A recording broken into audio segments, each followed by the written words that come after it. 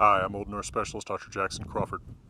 On my channel, in which I've talked about hundreds of subjects in Norse language, myth, and culture, one subject that continually comes up is the close relationship and strong association between Old English and Old Norse.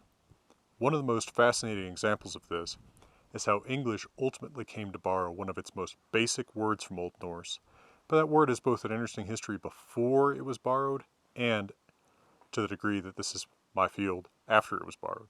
So today I just want to talk to you a little bit about the strange history of the word they.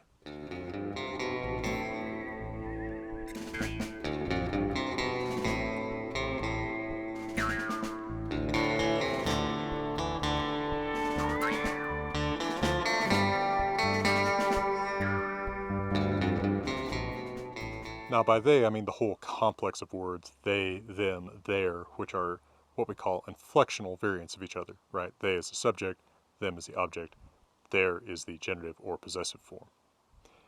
Now, what's curious about this is if you look at the cluster of languages closest related to English, the Germanic languages, they all select from a bewildering variety of different ways to say this. Most likely in Proto-Germanic, the ancestor of all the Germanic languages, there was no necessary personal pronoun. Now, if you think about a language like Spanish, you can often drop the subject pronoun if it's reasonably clear from context because the verb endings actually make it clear what the subject is, and likewise in Proto-Germanic. But clearly, after the Germanic languages had started to split off from each other, they each selected from a set of different words to create their paradigm for they, them, their. If you look at Old English, the words are he, him, hiera, which have an obvious deficiency to modern eyes in that they are a lot like he, him, and her, thus causing some potential confusion. But in Old Norse, these words are in the masculine, their, thame, theira, and it is the masculine forms that are borrowed into Old English. Old Norse, like most Old Indo-European languages, has masculine, feminine, and neuter. But if you look at the other Germanic languages, you see completely different forms chosen. Gothic uses is, right, a vowel initial form. German uses z, a s initial form, and then some vowel initial forms the rest of the paradigm, like ihnen.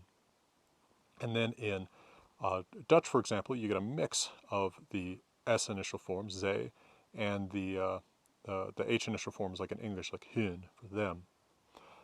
So most likely, all of these different languages are choosing all from all these different paradigms, but it's very unusual that that such closely related languages should have such distantly related words as things so basic, but even more surprising that English should borrow such a basic word as they, them, their from another language, Old Norse.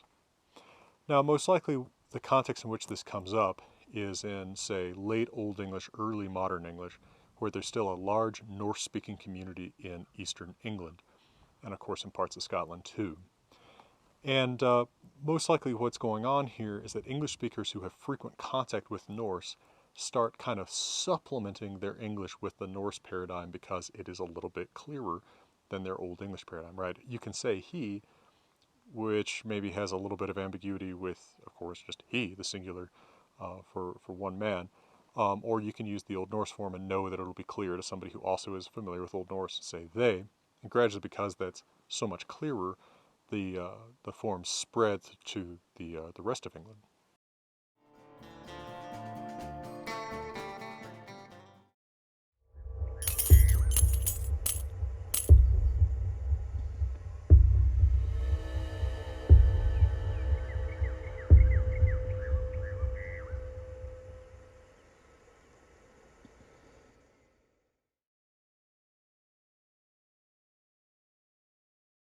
One curious fact about the later history of English is that English has lost the gender of words so much more, I guess, aggressively than other Indo-European languages.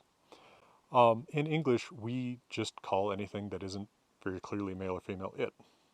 But it's interesting, note one thing about English that's different from, say, Spanish or French that you might have encountered, which is that if you don't actually know the sex of a person, you're most likely to say they, even in the singular, right? somebody else was here and they left some trash, right? Because I'm not committing to the idea that it's a man or a woman. That's unusual. In Spanish or French, you're going to use the masculine there. I think that that sort of non-commitment about gender in English is probably what led to, already in late Middle English and early modern English, the use of they as a kind of indistinct gender singular pronoun. And of course, that's continued to gain speed over the generations. But that practice goes back quite a long ways. Now, at Old Norse, there's nothing like that. In Old Norse, their and the forms that give rise to our they are resolutely plural and resolutely masculine. As I mentioned, Old Norse also has a feminine for this, which is thar, a neuter or mixed gender form for this, which is thou. But English borrows the masculine and then makes it completely genderless, both in the plural and ultimately, interestingly, in the singular. And I call that a pretty curious development altogether. Now, I leave it to historians of modern English to talk about current developments with this word, with people actually, for instance, choosing to be referred to it by preference to he or she. But surely this word has further interesting chapters of its history to be told.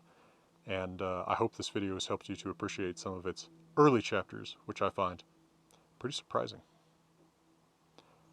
All right, well, from the most beautiful place in the world, there are many, but they're all in the Rockies, the snowy range of southern Wyoming. I'm wishing you all the best.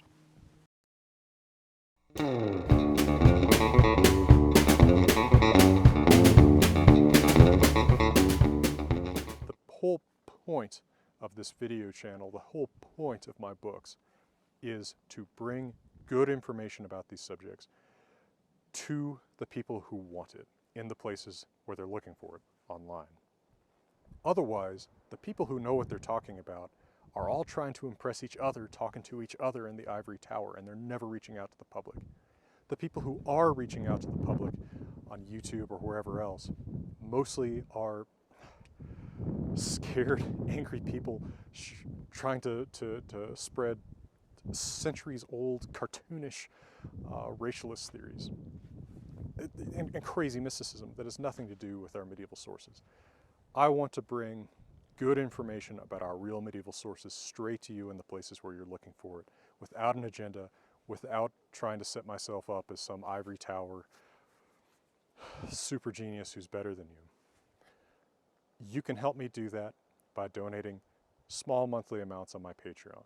And everyone who does that has my everlasting thanks for your incredible generosity and the way that you help me make a university of my favorite place in the world, the Great Rocky Mountain Outdoors.